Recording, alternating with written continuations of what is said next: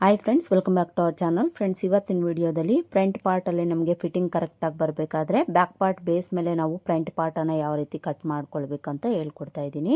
ವಿಡಿಯೋನ ಸ್ಕಿಪ್ ಮಾಡದೆ ಕೊನೆವರೆಗೂ ನೋಡಿ. ಹಾಗೆ ನೀವೇನಾದರೂ ನನ್ನ ಚಾನಲ್ಗೆ ಹೊಸಬರಾಗಿದ್ದರೆ ಸಬ್ಸ್ಕ್ರೈಬ್ ಮಾಡಿಕೊಂಡು ಪಕ್ಕದಲ್ಲಿರೋ ಬೆಲ್ಲೈಕನ್ನ ಕ್ಲಿಕ್ ಮಾಡಿ ಆಲ್ ಅನ್ನೋ ಆಪ್ಷನ್ನ ಸೆಲೆಕ್ಟ್ ಮಾಡಿ ಇಟ್ಕೊಳ್ಳಿ. ನಾನು ಯಾವುದೇ ವಿಡಿಯೋ ಅಪ್ಲೋಡ್ ಮಾಡಿದ್ರೂ ಮೊದಲು ನಿಮಗೆ ನೋಟಿಫಿಕೇಷನ್ ಬರುತ್ತೆ. ಬನ್ನಿ, ಈಗ ತಡ ಮಾಡಿದೆ ವಿಡಿಯೋನ ಸ್ಟಾರ್ಟ್ ಮಾಡೋಣ. ಇಲ್ಲಿ ನಾವು ಫ್ರಂಟ್ ಪಾರ್ಟನ್ನು ಕಟ್ ಮಾಡ್ಕೊಳ್ಳೋದಕ್ಕೆ 2 ಲೇಯರಲ್ಲಿ ಫ್ಯಾಬ್ರಿಕನ್ನು ಫೋಲ್ಡ್ ಮಾಡಿಕೊಂಡು ಓಪನ್ ಪಾರ್ಟು ನಮ್ಮ ಕಡೆ ಹಾಕ್ಕೊಂಡು ಶೋಲ್ಡರ್ ಕಡೆ ಸ್ಟ್ರೈಟ್ ಆಗಿರೋ ಥರ ಒಂದು ಲೈನ್ ಹಾಕ್ಕೊಳ್ಬೇಕು. ಹಾಗೆಯೇ ಈ ಕಡೆ ಓಪನ್ಸ್ ಕಡೆ ನಾವು ಉಕ್ಸ್ಪಟ್ಟಿ ಕಾಜಾಪಟ್ಟಿ ಮಾರ್ಜಿನ್ಗೆ 1/2 ಇಂಚ್ ತೊಗೊಂಡು ಒಂದು ಲೈನ್ ಹಾಕ್ಕೊಳ್ಬೇಕು. ಈ ಥರ ಹಾಕ್ಕೊಂಡು ಈಗ ಮೊದಲಿಗೆ ನಾವು ಬ್ಯಾಕ್ ಪಾರ್ಟಲ್ಲಿ ಶೋಲ್ಡರ್ ಬಿಡುತ್ತೆ ಎಷ್ಟಿಟ್ಟಿದ್ದೀವೋ ಅಷ್ಟು ಕರೆಕ್ಟಾಗಿ ಇಲ್ಲಿ ನಾವು ಮಾರ್ಕ್ ಮಾಡ್ಕೊಳ್ಬೇಕು. ಬ್ಯಾಕ್ ಪಾರ್ಟಲ್ಲಿ ನಾವು ಎಷ್ಟು ವಿಡ್ತ್ ಇಟ್ಟಿರ್ತೀವೋ ಶೋಲ್ಡರ್ಗೆ ಅದೇ ವಿಡ್ತು ಫ್ರಂಟಲ್ಲೂ ಮಾರ್ಕ್ ಮಾಡ್ಕೊಳ್ಬೇಕು. ಈ ಥರ ಮಾರ್ಕ್ ಮಾಡಿಕೊಂಡು ಈಗ ಆಲ್ರೆಡಿ ಕಟ್ ಮಾಡ್ಕೊಂಡಿರೋ ಬ್ಯಾಕ್ ಪಾರ್ಟನ್ನು ತೊಗೊಂಡು ಇದ್ರ ಮೇಲೆ ಇಟ್ಕೊಳ್ಬೇಕು. ಇದ್ರ ಮೇಲೆ ಇಟ್ಕೊಳ್ಬೇಕಾದ್ರೆ ಈ ಶೋಲ್ಡರ್ ಲೈನ್ ಹತ್ರ ಕರೆಕ್ಟಾಗಿ ಇಟ್ಕೊಳ್ಳಿ. ಹಾಗೆಯೇ ಉಕ್ಸ್ಪಟ್ಟಿ ಕಾಜಾಪಟ್ಟಿ ಮಾರ್ಜಿನನ್ನು ಬಿಟ್ಟು ಈ ಬ್ಯಾಕ್ ಪಾರ್ಟನ್ನು ಈ ಥರ ಇಟ್ಕೊಳ್ಬೇಕು. ಈ ಥರ ಇಟ್ಕೊಂಡು ಬ್ಯಾಕ್ ಪಾರ್ಟ್ ಯಾವ ಥರ ಇದೆ ಅದೇ ಥರ ಸುತ್ತಲೂ ಮಾರ್ಕ್ ಮಾಡ್ಕೊಳ್ಬೇಕು. ಬ್ಯಾಕ್ ಪಾರ್ಟನ್ನು ಇಟ್ಕೊಂಡು ಈಗ ಬ್ಯಾಕ್ ಪಾರ್ಟ್ ಯಾವ ಥರ ಇದೆ ಅದೇ ಥರ ಸುತ್ತಲೂ ಮಾರ್ಕ್ ಮಾಡ್ಕೊಳ್ಬೇಕು. ಸುತ್ತಲೂ ಮಾರ್ಕ್ ಮಾಡಿಕೊಂಡು ನೆಕ್ ವಿಡ್ತ್ ಎಲ್ಲಿಗಿರುತ್ತೋ ಅಲ್ಲಿಗೆ ಮಾರ್ಕ್ ಮಾಡ್ಕೊಳ್ಳಿ. ಚೆಸ್ಟ್ ಲೂಸ್ ಎಲ್ಲಿಗಿರುತ್ತೋ ಅಲ್ಲಿಗೆ ಮಾರ್ಕ್ ಮಾಡಿಕೊಂಡು ಬ್ಯಾಕ್ ಪಾರ್ಟನ್ನು ತೆಗೆದುಬಿಡಿ. ಬ್ಯಾಕ್ ಪಾರ್ಟನ್ನು ತೆಗೆದುಬಿಟ್ಟು ಮೊದಲಿಗೆ ಫ್ರಂಟ್ ಆರ್ಮೋಲ್ ಶೇಪನ್ನು ಮಾರ್ಕ್ ಮಾಡ್ಕೊಳ್ಬೇಕು. ಫ್ರಂಟ್ ಆರ್ಮೋಲ್ ಶೇಪ್ಗೆ ಈ ಕಾರ್ನರ್ ಏನಿದೆ ಇಲ್ಲಿ ನಾವು 1/2 ಇಂಚು ಒಳಗಡೆ ತಗೊಂಡು ಮಾರ್ಕ್ ಮಾಡ್ಕೊಳ್ಬೇಕು. 1/2 ಇಂಚು ಒಳಗಡೆ ತಗೊಂಡು ಮಾರ್ಕ್ ಮಾಡಿಕೊಂಡು ಇಲ್ಲಿಂದ ಇದಕ್ಕೆ ಜಾಯಿಂಟ್ ಆಗೋ ಥರ ಒಂದು ಶೇಪ್ ಡ್ರಾ ಮಾಡ್ಕೊಳ್ಬೇಕು. ಹಾಗೆಯೇ ಇಲ್ಲಿಂದ ಈ ಕಡೆಗೆ ಜಾಯಿಂಟ್ ಆಗೋ ಥರ ಒಂದು ಶೇಪನ್ನು ಡ್ರಾ ಮಾಡ್ಕೊಳ್ಬೇಕು. ನೋಡಿ, ಈ ರೀತಿ ಮಾರ್ಕ್ ಮಾಡ್ಕೊಳ್ಳಿ. ಈಗ ನಾವು ಫ್ರಂಟ್ ಲೆಂತು ನೆಕ್ ಲೆಂತನ್ನು ತಗೊಳ್ಬೇಕು. ಫ್ರಂಟ್ ಲೆಂತನ್ನು ಈ ಎಳ್ತಿಗೆ ನಾವು ಎಷ್ಟು ತಗೊಳ್ಬೇಕು ಅಂದರೆ ಬ್ಯಾಕ್ ಪಾರ್ಟ್ ಲೆಂತಲ್ಲಿ 1.5 ಇಂಚು ಕಡಿಮೆ ತಗೊಂಡು ಮಾರ್ಕ್ ಮಾಡ್ಕೊಳ್ಬೇಕು. 1.5 ಇಂಚು ಕಡಿಮೆ ತಗೊಂಡು ಮಾರ್ಕ್ ಮಾಡ್ಕೊಳ್ಳಿ. ಮಾರ್ಕ್ ಮಾಡಿಕೊಂಡು ಇಲ್ಲಿ ಸ್ಟ್ರೈಟಾಗಿ ಒಂದು ಲೈನ್ ಹಾಕ್ಕೊಳ್ಬೇಕು. ಫ್ರಂಟ್ ಲೆಂತನ್ನು ಮಾರ್ಕ್ ಮಾಡ್ಕೊಂಡಾಯ್ತಲ್ವ, ಈಗ ಫ್ರಂಟ್ ನೆಕ್ ಲೆಂತನ್ನು ಮಾರ್ಕ್ ಮಾಡ್ಕೊಳ್ಬೇಕು. ಫ್ರಂಟ್ ನೆಕ್ ಲೆಂತನ್ನು ನಾವು ಈ ಅಳತೆಗೆ 7ರಿಂದ 7.25 ಇಂಚ್ವರೆಗೂ ತಗೊಳ್ಬೋದು. ರೆಡಿ ನಿಮ್ಗೆ 7 ಇಂಚ್ ಬೇಕು ಅಂದರೆ 7.25 ಇಂಚ್ಗೆ ಮಾರ್ಕ್ ಮಾಡ್ಕೊಳ್ಳಿ. 6.5 ಇಂಚ್ ಬೇಕು ಅಂದರೆ 6.25 ಇಂಚ್ಗೆ ಮಾರ್ಕ್ ಮಾಡ್ಕೊಳ್ಳಿ. ಅಂದರೆ ನಾವಿಲ್ಲಿ 1/4 ಇಂಚು ಎಕ್ಸ್ಟ್ರಾ ತಗೊಂಡು ಮಾರ್ಕ್ ಮಾಡ್ಕೊಳ್ಬೇಕು. ಈಗ ಇಲ್ಲೇನು ಬಿಡ್ತಿದೆ ನೋಡ್ಕೊಳ್ಳಿ. ಇಲ್ಲಿ ನಮಗೆ 2.25 ಇಂಚ್ ಬರ್ತಾ ಇದೆ. ಇದಕ್ಕೆ ನಾವು 1/2 ಇಂಚು ಎಕ್ಸ್ಟ್ರಾ ಆ್ಯಡ್ ಮಾಡಿಕೊಂಡು ಇಲ್ಲಿ ಮಾರ್ಕ್ ಮಾಡ್ಕೊಳ್ಬೇಕು. ಫ್ರಂಟಲ್ಲಿ ನೀವು 1/2 ಇಂಚ್ ಮಾತ್ರ ಎಕ್ಸ್ಟ್ರಾ ತಗೊಳ್ಳಿ, ಜಾಸ್ತಿ ಎಲ್ಲ ತಗೊಳಕ್ಕೆ ಹೋಗಬೇಡಿ. ಈ ಥರ ಒಂದು ಬಾಕ್ಸನ್ನು ಡ್ರಾ ಮಾಡಿಕೊಂಡು ನೆಕ್ ಶೇಪ್ ಡ್ರಾ ಮಾಡ್ಕೊಳ್ಬೇಕು. ನಾನಿಲ್ಲಿ ರೌಂಡ್ ಶೇಪ್ ಇಡ್ತಾ ಇದ್ದೀನಿ. ಇದಿಷ್ಟು ಆಯ್ತಲ್ವಾ. ಈಗ ನಾವು ಉಕ್ಸ್ಪಟ್ಟಿ ಕಾಜಾಪಟ್ಟಿ ಲೆಂತ್ ಮಾರ್ಕ್ ಮಾಡ್ಕೊಳ್ಬೇಕು. ಉಕ್ಸ್ಪಟ್ಟಿ ಕಾಜಾಪಟ್ಟಿ ಲೆಂತ್ಗೆ ಈ ಲೆಂತಿಂದ 1/4 ಇಂಚಷ್ಟು ಮೇಲಕ್ಕೆ ಮಾರ್ಕ್ ಮಾಡ್ಕೊಂಡಿದ್ದೀವಿ ಅಂದರೆ ಈ ಲೆಂತ್ ನಮಗೆ ಕರೆಕ್ಟಾಗಿ ಸಿಗುತ್ತೆ. ಇಲ್ಲಿಂದ 1/4 ಇಂಚು ಮೇಲಕ್ಕೆ ಮಾರ್ಕ್ ಮಾಡ್ಕೊಳ್ಳಿ. ಈಗ ಉಕ್ಸ್ಪಟ್ಟಿ ಕಾಜಾಪಟ್ಟಿ ಮಾರ್ಕಿಂಗ್ ಬಿಟ್ಟು ಇಲ್ಲಿಂದ 2.5 ಇಂಚ್ಗೆ ಮಾರ್ಕ್ ಮಾಡಿಕೊಂಡು ಇಲ್ಲಿಂದ ಇಲ್ಲಿಗೆ ಜಾಯಿಂಟ್ ಮಾಡ್ಕೊಳ್ಬೇಕು. ಇದಿಷ್ಟು ಮಾರ್ಕ್ ಮಾಡಿಕೊಂಡು ಈಗ ಫ್ರಂಟಲ್ಲಿ ಡಾಟ್ಸನ್ನು ಮಾರ್ಕ್ ಮಾಡ್ಕೊಳ್ಬೇಕು. ಈ ಡಾಟ್ಸಲ್ಲಿ ನಮಗೆ ಮೈನ್ ಡಾಟು ತುಂಬಾ ಇಂಪಾರ್ಟೆಂಟು. ಫ್ರಂಟಲ್ಲಿ ಈ ಮೈನ್ ಡಾಟ್ ಬೇಸ್ ಮೇಲೇ ಕಪ್ ಶೇಪ್ ಅನ್ನೋದು ಆಧಾರವಾಗಿರುತ್ತೆ. ಅದಕ್ಕೋಸ್ಕರ ಈ ಡಾಟನ್ನು ನಾವು ಚೆಸ್ಟ್ ಲೂಸ್ ಬೇಸ್ ಮೇಲೆ ಕರೆಕ್ಟಾಗಿ ಮಾರ್ಕ್ ಮಾಡ್ಕೊಳ್ಬೇಕು. ಎದೆ ಸುತ್ತಳತೆ ಬಂದು ಇವರಿಗೆ 40 ಇಂಚಿದೆ. 40 ಎದೆ ಸುತ್ತಳತೆ ಇರೋವಂಥವ್ರಿಗೆ 2.25 ಇಂಚು ಡಾಟ್ ವಿಡ್ತನ್ನು ತಗೊಳ್ಬೇಕು. 2.25 ಇಂಚಿಗೆ ಮಾರ್ಕ್ ಮಾಡಿಕೊಂಡು ಇದರಲ್ಲಿ ಅರ್ಧಕ್ಕೊಂದು ಮಾರ್ಕ್ ಮಾಡ್ಕೊಳ್ಬೇಕು. ಈ ವಿಡ್ತನ್ನು ನೋಡ್ಕೊಳ್ಳಿ.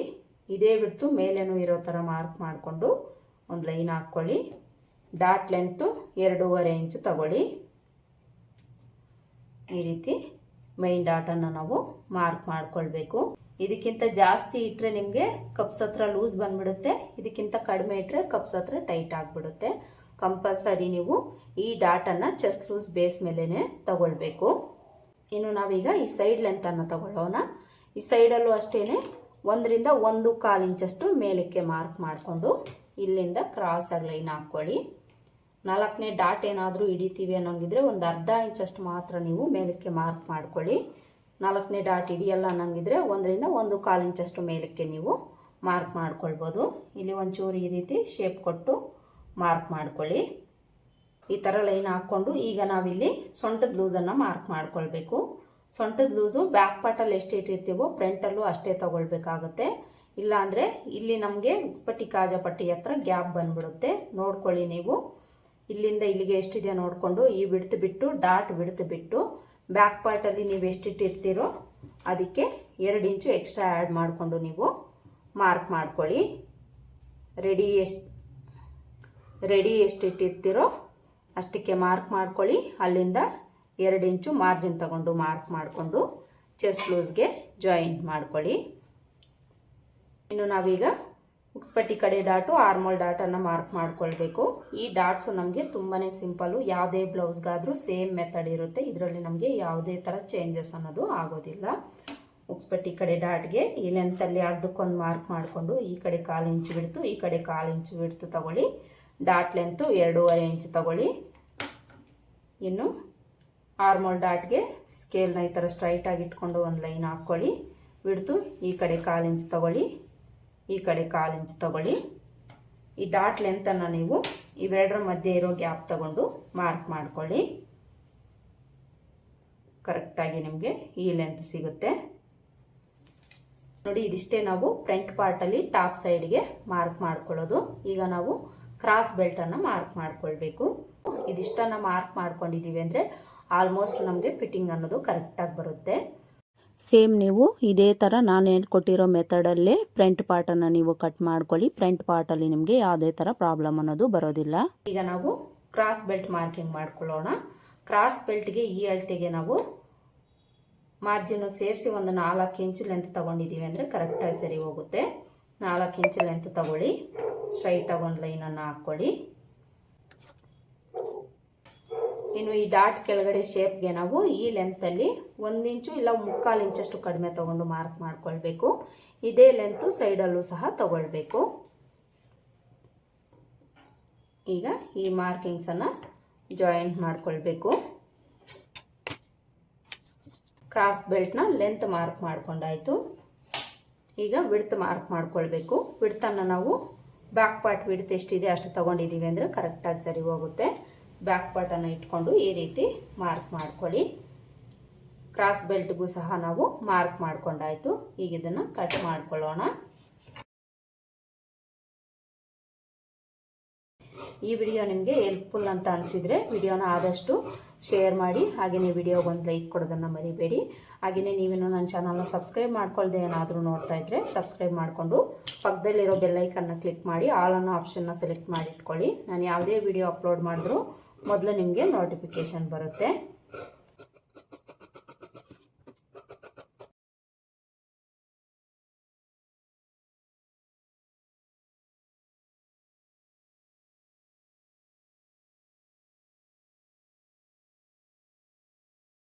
ನೋಡಿ ಈ ಥರ ನಾವು ಫ್ರಂಟ್ ಪಾರ್ಟನ್ನು ಕಟ್ ಮಾಡಿಕೊಂಡು ಡಾಟ್ಸ್ ಮಾರ್ಕ್ ಮಾಡ್ಕೊಂಡಿರೋ ಹತ್ರ ನಾಚ್ ಹಾಕ್ಕೊಳ್ಬೇಕು. ಈಗ ಈ ನೆಕ್ ಪಾರ್ಟ್ ಹತ್ರ ನಾವು 1/4 ಇಂಚು ಡೌನ್ ಮಾಡಿಕೊಂಡು ಕಟ್ ಮಾಡ್ಕೊಳ್ಬೇಕು. ಬ್ಯಾಕ್ ಪಾರ್ಟಲ್ಲಿ ಯಾವ ರೀತಿ ಡೌನ್ ಮಾಡ್ಕೊಂಡಿದ್ದೀವೋ ಅದೇ ಥರ 1/4 ಇಂಚು ಡೌನ್ ಮಾಡ್ಕೊಳ್ಬೇಕು. ಹಾಗೆಯೇ ಫ್ರಂಟಲ್ಲಿ ಉಕ್ಸ್ಪಟ್ಟಿ ಕಾಜಾಪಟ್ಟಿ ಹತ್ರ ನೆಕ್ ಪಾರ್ಟ್ ಕಡೆಗೆ 1/4 ಇಂಚು ಈ ರೀತಿ ಕ್ರಾಸ್ ಆಗಿ ಮಾರ್ಕ್ ಮಾಡಿಕೊಂಡು ಕಟ್ ಮಾಡ್ಕೊಳ್ಬೇಕು. ಫ್ರಂಟಲ್ಲಿ ನೀವು ಇವೆರಡೂ ಟಿಪ್ಪನ್ನು ಫಾಲೋ ಮಾಡಬೇಕು. ನೋಡಿದ್ರಲ್ಲ, ಇಲ್ಲಿ ನಾನು ಬ್ಯಾಕ್ ಪಾರ್ಟ್ ಬೇಸ್ ಮೇಲೆ ನಾವು ಫ್ರಂಟ್ ಪಾರ್ಟಲ್ಲಿ ಫಿಟ್ಟಿಂಗ್ ಕರೆಕ್ಟಾಗಿ ಬರಬೇಕಾದ್ರೆ ಯಾವ ರೀತಿ ನಾವು ಫ್ರಂಟ್ ಪಾರ್ಟನ್ನು ಕಟ್ ಮಾಡ್ಕೊಳ್ಬೇಕು ಅಂತ ತೋರಿಸಿದ್ದೀನಿ. ಹಾಗೆಯೇ ಕ್ರಾಸ್ ಬೆಲ್ಟು ಸಹ ಯಾವ ರೀತಿ ಕಟ್ ಮಾಡ್ಕೊಳ್ಬೇಕು ಅಂತ ತೋರಿಸಿದ್ದೀನಿ. ಇದಿಷ್ಟು ಇವತ್ತಿನ ವಿಡಿಯೋ. ಐ ಹೋಪ್ ಈ ವಿಡಿಯೋ ನಿಮ್ಗೆ ಹೆಲ್ಪ್ ಆಗಿದೆ ಅಂತ ಅಂದ್ಕೊಳ್ತೀನಿ. ಹೆಲ್ಪ್ ಆಗಿದೆ ಅಂತ ಅನಿಸಿದ್ರೆ ವಿಡಿಯೋ ಒಂದು ಲೈಕ್ ಕೊಡೋದನ್ನು ಮರಿಬೇಡಿ. ಮತ್ತೆ ಸಿಗೋಣ ಮತ್ತೊಂದು ವಿಡಿಯೋದಲ್ಲಿ. ಅಲ್ಲಿವರೆಗೂ ನಮಸ್ಕಾರ. Thanks for watching.